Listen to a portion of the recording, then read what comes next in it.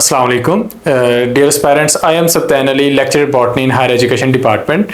जिस तरह के आप जानते हैं कि एफपीएससी की तरफ से लेक्चरर बॉटनी के और लेक्चरर बायोलॉजी के और साथ साथ दूसरे सब्जेक्ट्स के जितने भी टेस्ट पेंडिंग थे उनकी डेट्स अनाउंस हो चुकी हैं। टेस्ट का पता चल गया है कि वो किस डेट को होना है। अब लेक्चरर बॉटनी के लिए अगर आप लोगों ने अप्लाई कर रखा था तो उसकी सीटें वक्तन फवक्तन आई थी, कभी 2 आई, कभी 1 सीट आई और कभी ज़्यादा आई। तो सबके केस नंबर के हिसाब से मुख्तलिफ डेट्स अनाउंस हो चुकी हैं। अगर आपने वो शेड्यूल देख लिया है तो आप जानते होंगे कि टेस्ट 10 तारीख को है, कुछ कैंडिडेट्स का 11 को है और कुछ का 13 तारीख को है। ये लेक्चरर बॉटनी फीमेल की बात कर रहा हूँ क्योंकि डिफरेंट केसेस हैं, डिफरेंट एप्लीकेशंस थी, तो उस हिसाब से डेट्स अनाउंस हो चुकी हैं। तो अगर आपने अप्लाई कर रखा था और आप उसकी तैयारी को लेकर चले हैं अब तक, तो अब आपकी उस तैयारी को फाइनल टच देने का वक्त आ चुका है। अब यहाँ पर हम बात करते हैं एफपीएससी लेक्चरर बॉटनी और बायोलॉजी की पूरी गाइडेंस के बारे में। आज की इस वीडियो में हम डिस्कस करेंगे सिलेबस डिवीजन कि आपका टेस्ट जो है वो किन चीज़ों में से होगा। वैसे तो आप जानते हैं, आपने तैयारी कर रखी है, लेकिन इसके बावजूद अगर आपने तैयारी शुरू ही नहीं की या अगर आप कहीं पर भी कंफ्यूज हैं तो ये आपको काफ़ी हेल्प मिलेगी कि हम सिलेबस को देख लेंगे कि सिलेबस में कौन कौन सी चीज़ें करनी है।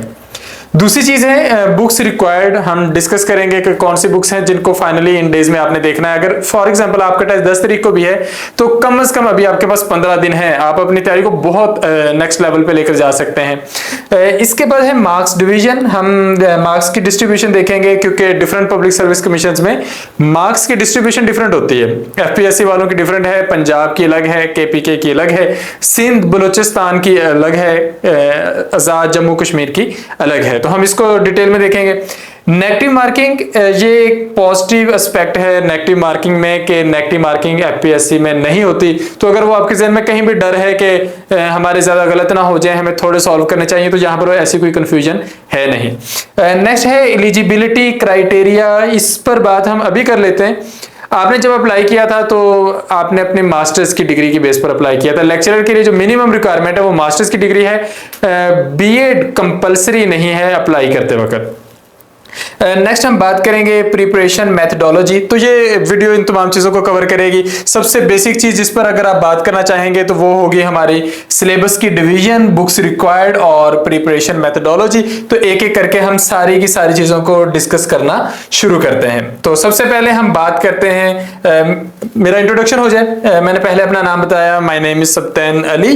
हम एमके प्रिपरेशन के प्लेटफॉर्म से बॉटनी को काफ़ी अरसे से डील कर रहे हैं और माशाल्लाह हमें उसमें काफी सक्सेस भी मिली है। वक्तन फवक्तन हमारे सेशंस रन होते हैं।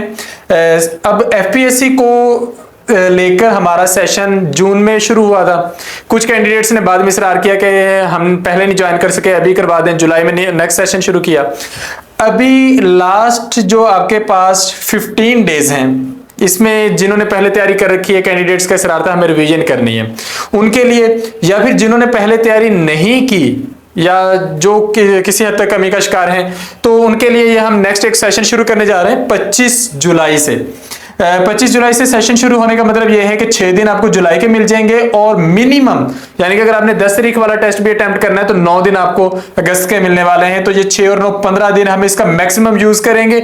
और होता ऐसे ही है, आप पहले से तैयारी अगर कर रहे हैं तो आप थोड़ी स्लो पेस में होते हैं, अभी उस पेस को बढ़ाने का, उस मोमेंटम को बढ़ाने का टाइम हो चुका है। तो सबसे पहले हम एफपीएससी लेक्चरर बॉटनी का सिलेबस देखते हैं और मार्क्स की डिस्ट्रीब्यूशन देखते हैं। इसमें 3 हिस्से हैं। पहला हिस्सा है इंग्लिश से रेलेवेंट, 20 मार्क्स हैं इसके। इसमें इंग्लिश वोकैबुलरी है, सिनोनिम्स और एंटोनिम्स स्पेसिफिकली आ जाते हैं, या ये पूछ लिया जाता है कि ये जो एक स्पेसिफिक वर्ड है इसका मीनिंग क्या है, तो ऑप्शंस में से जो एग्जैक्ट मीनिंग होता है हमने सिलेक्ट करना होता है। ग्रामर यूजेज, आपकी जो इंग्लिश की बेसिक ग्रामर है वो यहाँ पे आनी है, लेकिन ये इतनी भी बेसिक नहीं होती क्योंकि अगर वो आपको लेक्चरर के लेवल पे सिलेक्ट कर रहे हैं तो ये ग्रामर खासी बेहतर होगी। तो इसको हम कंसल्ट करते हैं। सेंटेंस स्ट्रक्चरिंग, सेंटेंस अच्छे होना बहुत जरूरी है। बेसिक इंग्लिश ग्रामर में आपके जो टेंसेस हैं, एक्टिव वॉइस पैसिव वॉइसेस हैं, डायरेक्ट इनडायरेक्ट हैं, या बहुत सारे यूजेस हैं, is to, am to, are to और माइट, मे, शुड, वुड, ये सारी की सारी चीजें जो है वो हम इन चीजों में देखते हैं। तो इंग्लिश 20 मार्क्स हैं, बहुत इंपॉर्टेंट मार्क्स हैं। अगर आपका सब्जेक्ट कितना भी अच्छा क्यों ना हो, आप यहाँ पर मार्क खा सकते हैं। और सीटें चूंकि कम होती हैं तो ये मुकाबला अच्छों का नहीं होता, ये मुकाबला बेहतरीन लोगों का होता है। यानी कि आप बहुत अच्छे होंगे लेकिन आप कंपीट कर रहे हैं बेहतरीन लोगों के साथ, तो आपको उनसे नेक्स्ट लेवल पे आना है। तो इंग्लिश 20 मार्क्स हैं, अगरचे कम है लेकिन ये कवर करना बहुत जरूरी है। सेकेंड पार्ट हमारा सब्जेक्ट से रेलिवेंट पार्ट है, बॉटनी का पोर्शन है, 50 मार्क्स है।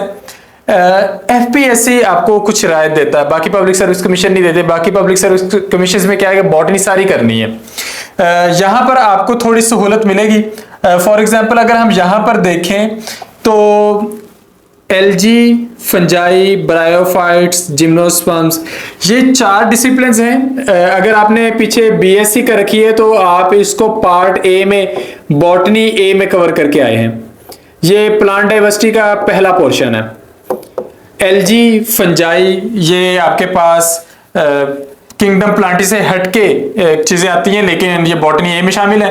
ब्रायोफाइट्स और जिम्नोस्पर्म्स इंक्लूडेड हैं। ट्रिडोफाइट्स की आपको रायत दे दी गई है, खासा वो हैवी पोर्शन था तो कुछ ना कुछ रायत मिलने का हमें फायदा उठाना होता है। Next comes angiosperms. अब दिखने में ये चीजें कम लग रही हैं एंजियोस्पर्म्स, लेकिन एंजियोस्पर्म में एंजियोस्पर्मिक प्लांट फैमिलीज आती हैं।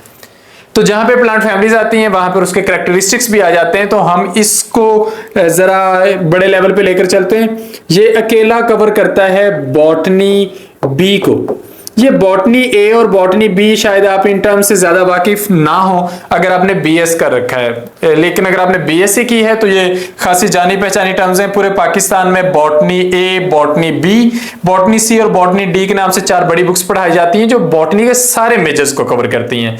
लेकिन अगर आपने बीएस कर रखा है तो शायद आपने ये नाम ना सुने हो, लेकिन आपकी आसानी के लिए बता देता हूं कि बॉटनी ए कवर करती है प्लांट डाइवर्सिटी को, बॉटनी बी कवर करती है एंजियोस्पर्म्स को और प्लांट एनाटॉमी को। तो हम जहां पर प्लांट एनाटॉमी को तो नहीं, लेकिन ये एंजियोस्पर्म्स वाला पोर्शन करेंगे। Then comes plant physiology and ecology. Plant physiology सुनने में जस्ट एक टर्म है लेकिन इसमें बॉटनी का एक बड़ा हिस्सा आता है। एंजाइम्स इसमें आते हैं, सॉल्यूशंस इसमें आते हैं, बायोएनर्जेटिक्स वाला पोर्शन इसमें आता है, सीड डोरमेंसी, वर्नलाइजेशन वाले कॉन्सेप्ट्स इसमें आते हैं, फोटोपीरियोडिज्म, फोटोट्रोपिज्म के कॉन्सेप्ट्स इसमें आते हैं। तो प्लांट फिजियोलॉजी, प्लांट के अंदर तमाम जो फंक्शंस हैं उनसे रेलेवेंट सारा पोर्शन इसमें आना है। तो ये एक ह्यूज पोर्शन है। Then comes ecology. इकोलॉजी अपने आप में एक बहुत बड़ा हिस्सा है, इसमें बहुत सारे चैप्टर्स आते हैं जो हम डिटेल में कवर करते हैं। तो ये हम बॉटनी डी में ये चीजें कवर करते हैं। तो इस तरह ये 3 मेजर्स आ गए। Then comes cytology and genetics. Cytology यानी कि सेल बायोलॉजी। सेल बायोलॉजी में आप सारे ऑर्गेनेलिज करने वाले हैं, इसमें सेल डिवीजन करने वाले हैं। सेल डिवीजन को भी एडवांस लेवल पर जाके, जो कि अमूमन कैंडिडेट्स ने टच नहीं किया होता, साइक्लिन्स को, सीडीकेज को या फिर चेक पॉइंट्स को, तो वो हम यहाँ पे लाजमी कवर करते हैं। जेनेटिक्स खासा ह्यूज पोर्शन है, कुछ कैंडिडेट्स का वीक भी होता है। जेनेटिक्स में मेंडेलियन जेनेटिक्स है, उसकी कुछ एक्सटेंशन है लाइक एपिस्टेसिस, प्लेयोट्रॉपी वगैरह, हम उस लेवल पे लाजमी जाते हैं। डोमिनेंस रिलेशंस और जो लाज हैं वो तो बेसिक जेनेटिक्स में आ जाएंगे, बेसिक मेंडेलियन इनहेरिटेंस में आ जाएंगे। जेनेटिक्स में सेक्स लिंक्ड इनहेरिटेंस भी आ जाती है, इसमें जीन लिंकेज भी आ जाता है। और उन्होंने यहां पर क्लियर नहीं किया कि मॉलिक्यूलर जेनेटिक्स शामिल है या नहीं, तो वो भी है।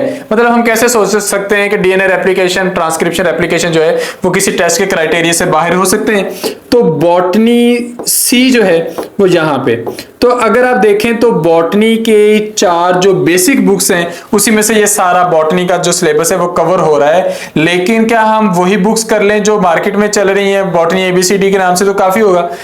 काफी है। अगर आप कोई सब्जेक्टिव पेपर देने जा रहे हैं कि राइट ए नोट ऑन, आप उसमें कुछ चीजें मिस भी कर जाएंगे तो खैर है, लेकिन अगर आप एमसीक्यूज करने जा रहे हैं तो कुछ ऐसी चीज पूछी जा सकती है जो आप मिस कर जाएं। तो हम बेसिक बुक से हटके भी बात करते हैं और खासे डिस्कशन लेवल पे चल के बात करते हैं। और हमें सबसे जो बड़ा फायदा इस सिस्टम में मिलता है वो ये कि हमारे जितने भी सेशंस हैं, जितने भी कैंडिडेट्स हैं, वो हमारी कम्युनिटी होती है।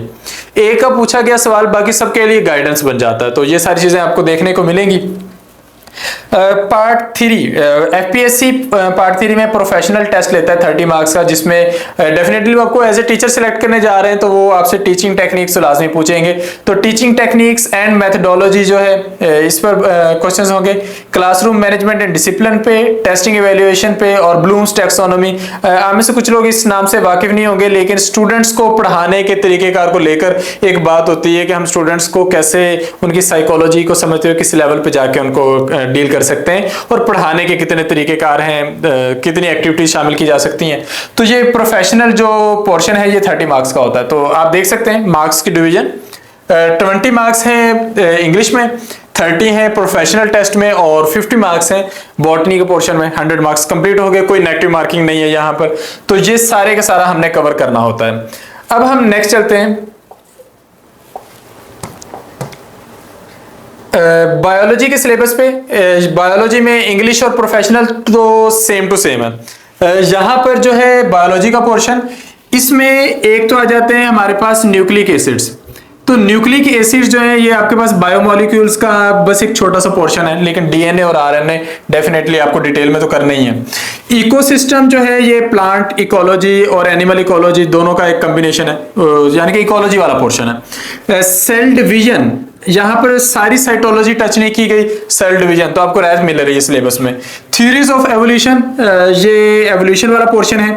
अच्छा, अगर आप बॉटनी के स्टूडेंट्स हैं और आपने बॉटनी की तैयारी की है तो आप गौर कीजिएगा, न्यूक्लिक एसिड एक नई चीज थी, बाकी इकोसिस्टम, सेल डिवीजन और थ्योरी ऑफ एवोल्यूशन जो है ये तीनों पोर्शंस आप कवर करके आते हैं बॉटनी में। तो कुछ ना कुछ सिलेबस जो है वो वहीं पर आपका मैनेज हो रहा है। नेक्स्ट कम्स न्यूट्रिशन, ये एक प्योर पोर्शन है बायो का, क्योंकि इसमें आपने प्लांट और एनिमल न्यूट्रिशन करनी। प्लांट न्यूट्रिशन आप कर लेते हैं जब आप प्लांट फिजियोलॉजी कर रहे होते हैं, उसमें वो आपको करनी पड़ती है।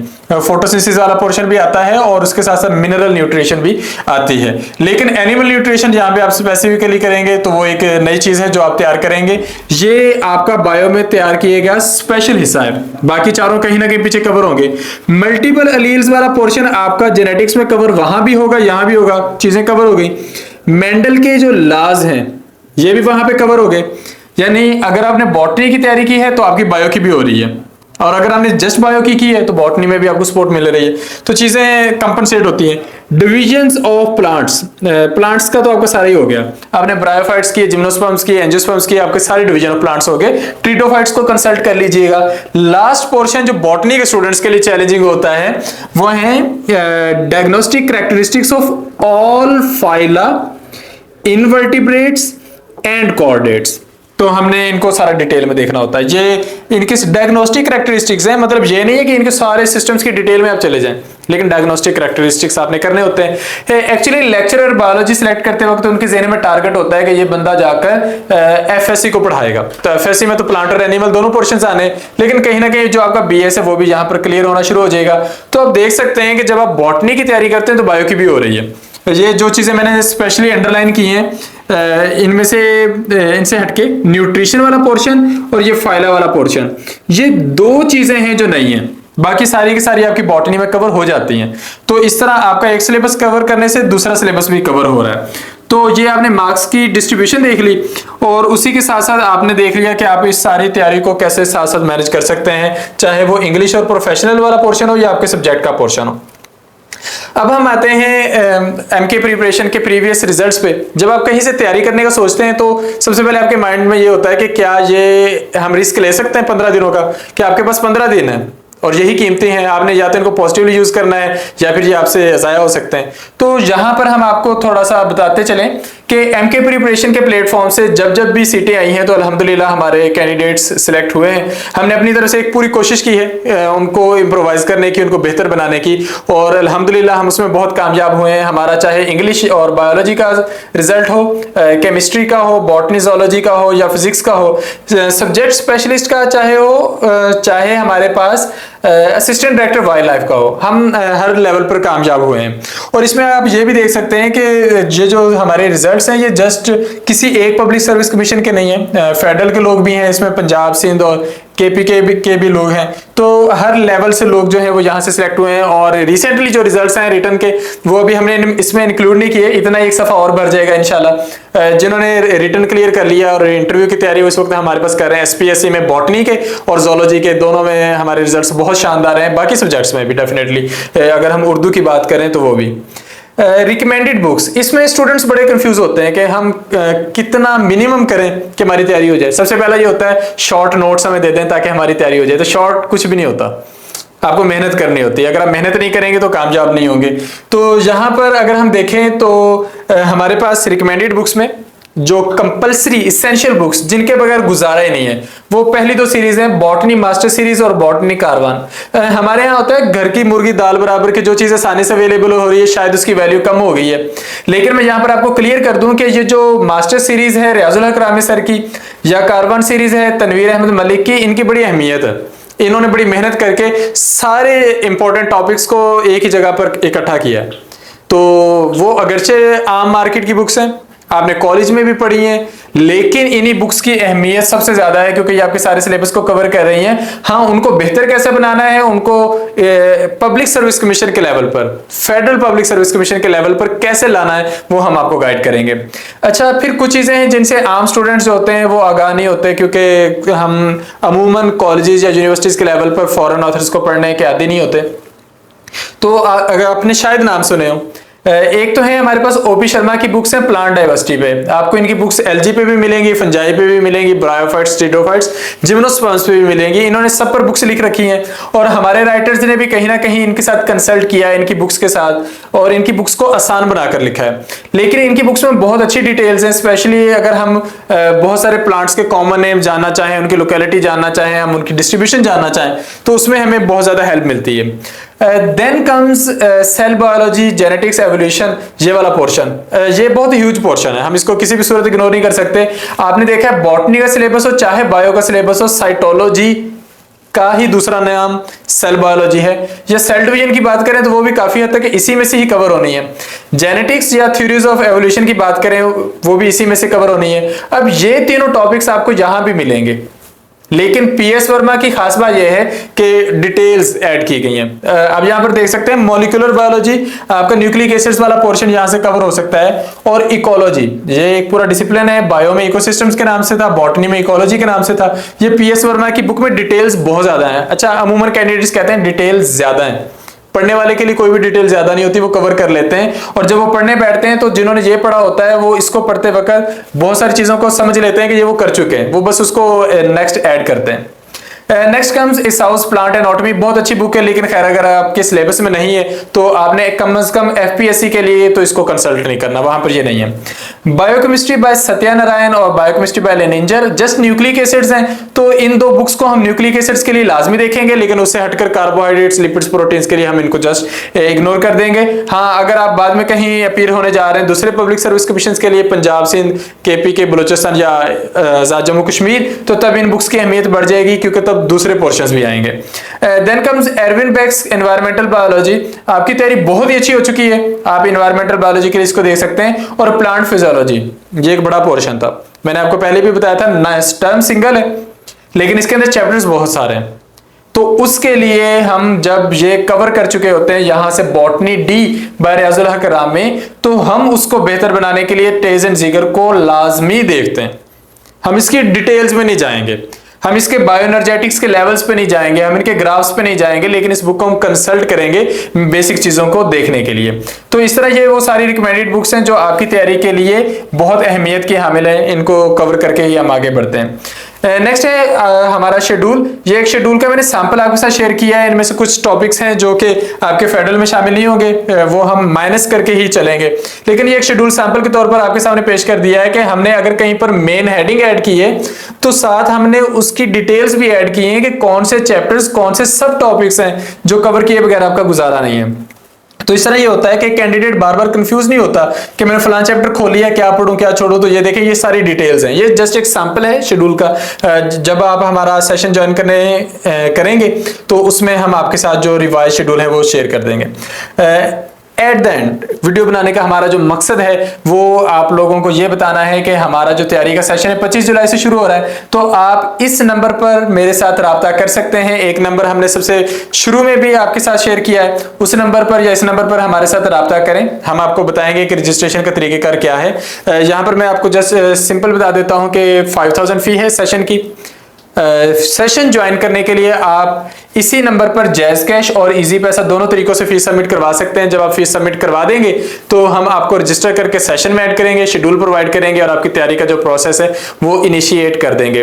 मिनिमम डेज हैं, 15 दिन है, इसका जरूर फायदा उठाएं और आप इस नंबर पर जल्द से जल्द हमारे साथ रब्ता करें, क्योंकि जितने दिन आप गुजारेंगे लेट होंगे जितने दिन, उतने ही आपके सेशंस मिस होने के चांसेस होंगे। तो जल्द से जल्द रब्ता कीजिए ताकि हम इस तैयारी के प्रोसेस को शुरू कर सकें। आप लोगों की कामयाबी के लिए ढेरों दुआएं। Thank you. अल्लाह हाफिज़।